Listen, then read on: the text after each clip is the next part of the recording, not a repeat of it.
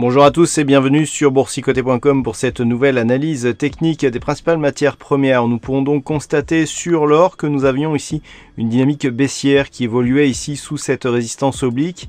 Et puis nous avons eu une cassure haussière qui a été provoquée hier par des tensions, un renouveau de tensions autour de la Corée du Nord. Donc des cours qui sont revenus ici sur la bande de Bollinger supérieure avant de revenir donc sur l'ancienne résistance qui agit désormais comme un support. Donc cela constitue un signal de sortie. Toutefois, il n'y a pas encore eu de cassure du précédent point haut significatif. On est resté en deçà de ce niveau. Donc on est pour l'instant dans une neutralisation de la dynamique baissière.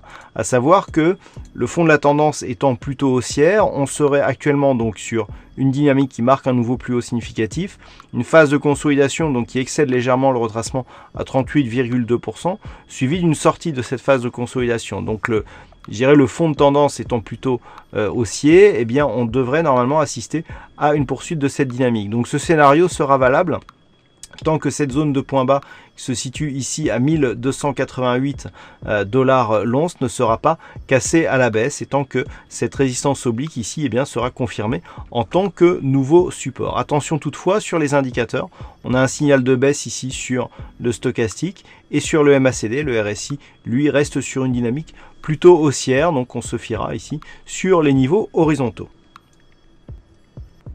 Et puis sur le WTI, j'attirais votre attention hier sur le fait que l'on avait cassé à la hausse ici cette fameuse zone, cette ancienne zone de support des 51,50 qui s'était depuis imposée en tant que support.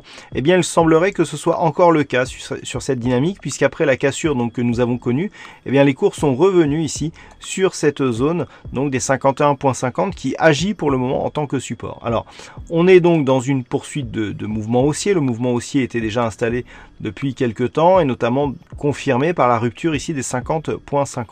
Alors tant que les cours restent ici au-delà des 51,50 et notamment au-delà de la moyenne mobile 20 exponentielle, eh bien on est sur un renouvellement, si j'ose dire, de la dynamique haussière. On avait ici une dynamique haussière qui a temporisé ici autour des 50,50 et puis on a une dynamique qui reprend et qui valide donc une poursuite du mouvement haussier.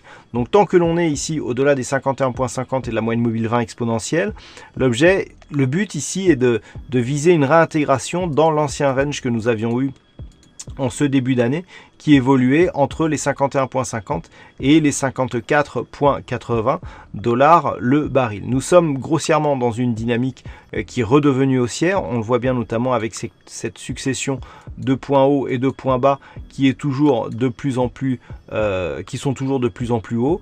On a marqué un nouveau plus haut significatif, donc on entretient ici cette dynamique.